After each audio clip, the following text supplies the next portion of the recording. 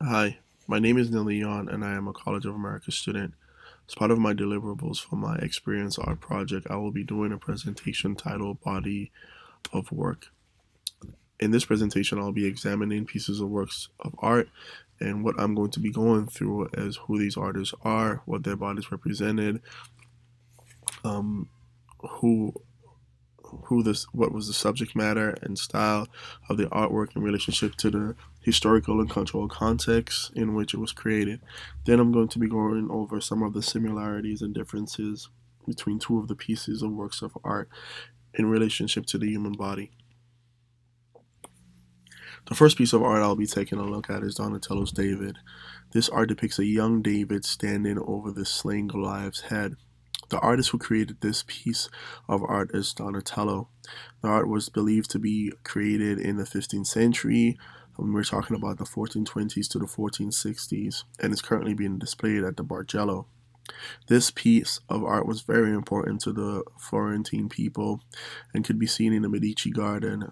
The Florentine people really identified with the sculpture of David and the story behind his victory over Goliath, because they felt like his victory over Goliath was synonymous with their victory over the Duke of Milan. The style of this sculpture was a really Renaissance style, and although the piece of art depicts strength, there is a sort of flamboyancy in David's stance as he takes the position of contrapposto, a very relaxed pose, almost simulating a sense of movement. The other work of art we're going to take a look at is Jacques Louis David's Oath of the Horatii. In comparison to a lot of prevailing styles of artwork in that era, no one had ever seen anything like this piece before, and it really captivated its audience. It was believed to be one of the fundamental pieces that established the new style of painting called neoclassicism.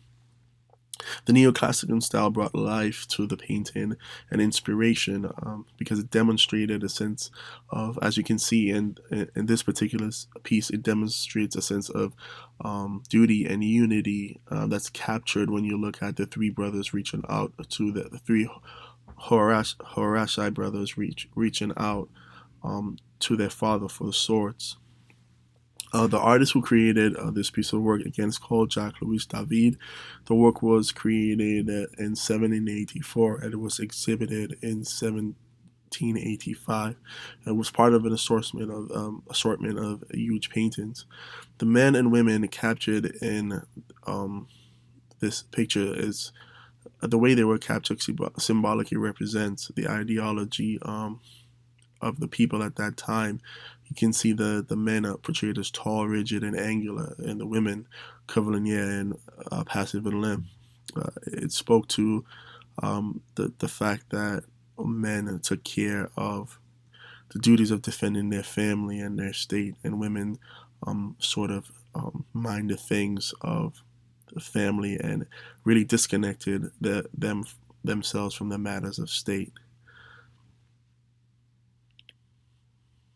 The next painting we'll be taking a look at is Monet's Olympia. And this piece displays a prostitute in an ordinary French environment being served by her servant a gift from one of her customers. In a sense, this painting is confrontational from the perspective that the common celebration of artistry um, with nude mythology and beauty is sort of a fantasy that the current institutions hide behind, when in reality, Paris sort of corruptly exploited the beauty of women through prostitution. And Monet defiantly tried to express that in the painting. The style in which Monet chose to create his art had a tremendous sense of realism in an age where the academic or common practice was to depict extreme beauty in the package of mythology and deity. And it defies this trend by trying to capture a more realistic um, depiction of what beauty actually is. Uh, from a context standpoint, Olympia was created in 1863, a period when the government of France approved academic art. Ever since the day of the ancient Greeks and Romans, the erotic representation of females in nude was a very popular style of artistic expression. This particular piece from Monet capitalizes on this style, but in a very modern way. Some say this painting was modeled after Titan Venus's um, Urbino.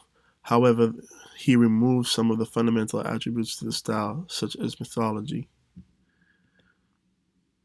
The other two paintings we're going to take a look at are Rubens' Elevation of the Cross and Rembrandt's Autonomy Lessons from Dr. Taub. These paint these the style of painting or the style of these paintings was from the Baroque style, which was a combination of political and religious issues in Europe that was expressed through their artwork. The subject matter, with regards to the subject matter, Rubens' arts depicts a picture of Christ raising the cross and showing the definition and detail of Christ's body being muscular, and that was symbolic of his strength as a deity. Rembrandt art depicted a group of portrait of um, that represented a Dutch feeling, and it resembles something sort of like a snapshot from a classroom picture. It showed a group of men led by Dr. Taub studying the human body. The paintings were created in the 17th century. Rubens and Rembrandt's painting depicted how dynamic of a society Europe was at the time, that even though two artists lived in such close proximity to one another, their works of art, the way that they were funded and how they were displayed, even as intricate as the symbolism and subject matter of the art, they were all drastically different.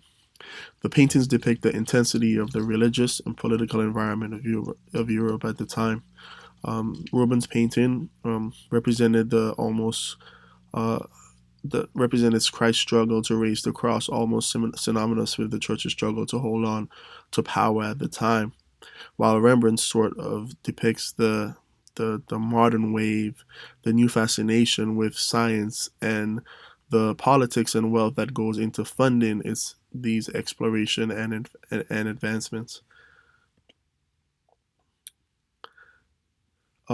Picasso's Demoiselle d'Avignon is the next painting that we're going to be taking a look at. Um, this painting, the title, when interpreted, it's interpreted as it means young ladies of Avignon. It depicts women in nude in a brothel. The painting was displayed. The painting displayed how you can create space using bodies. This style of painting was credited for being sort of the catalyst for the artistic style called Cubism. The piece was created by Picasso in 1907 in Paris. The painting is modeled after a lot of works of art like its kind dating back centuries that depict the culture of prostitution and brothels, hence the name and its relation to a street where a brothel can be found in Barcelona, associated with prostitution. In older versions of the artwork, the women were drawn having an audience that took the position of observing and participating in the festivities at the brothel. But at the same time, the painting was symbolically able to communicate that there's a double-edged sword on engaging in these activities, through though they may be enjoyable. Now we're going to compare two pieces of works of art. In the first one, we're going to compare is David, made by Donatello. As we know, it was and was believed to be created in the in 1440s, and was seen in the Medici Garden. This is an extremely erotic piece and embodies the ideas and concerns of the 15th century. It was one of the first nude freestanding sculptures since classical antiquity. Um, it is made out of mostly browns, but also copper and some tin. Some of the features of the sculpture is it's fairly erotic, overtly sexual, and you can see to the left that David is presented standing over Goliath. In the past, um, the body was seen by Western Christians as a pathway to corruption, and you should you should focus on the soul. But this sculpture, as you can see, it provokes a love for the body, just like the the ancient Greeks and Romans demonstrated in their artwork. The Florentines really identified with David because he defeats his enemy, um, being a small young man against a giant. The Florentines celebrate that idea in regards to their size and their victory against the Duke of Milan, who was their enemy. The contrapostal pose of David was a unique feature of this piece, along with the overtly sexual tones, such as the naked body and the way the feather from Goliath's helmet runs up his leg. Jack Louis David's Oath of the Horatii. It was made in 1784 and exhibited in 1785. This is the other piece of art that we're going to be examining. This is at the end of the period of Enlightenment and starts off Neoclassicism 4 years before the French Revolution. This painting depicts three brothers about to go to war for different sides in the name of Rome. It shows the sacrifice needed for revolution to take place. You can see a real virtuous behavior being captured in this piece. The men and women are drawn in different ways, symbolically representing the ideology at the time. The men are portrayed as tall, rigid, and angular, demonstrating strength, even in the definition of their muscles. And the women are sort of portrayed as curvilinear and passive in limb. A unique feature about this is the origami lines displayed in it, with the vanishing point coming together at the swords that the father is holding. The two works of art represent the human body for men as strong. However, there are differences in the way they are portrayed. The women in the Oath of Horatii, they were presented as meek and curvilinear and passive and with limb postures, in addition to Donatello's David being portrayed as sensual and erotic. In both pieces, it is portrayed that in order to secure victory over your enemies, you need to be strong. This was a necessary position for the Florentines against the Duke of Milan and the three brothers against the enemies of Rome. In the Oath of the Horatii, the idea of men going to battle to defend their country and family, and women staying to take care of the family and personal matters, was a common ideology at the time, hence the women's curvilinear, passive, and lame postures. Whereas the Florentines believe that you can be strong and free to express who you are, whether or not it comes off as masculine. This is why they gravitated to the sculpture of David, because it was symbolic of their strength, but also their desire to express themselves artistically, especially through the sensuality of the body, which was not the common practice at the time. Each artist tried to express strength, victory, and courage.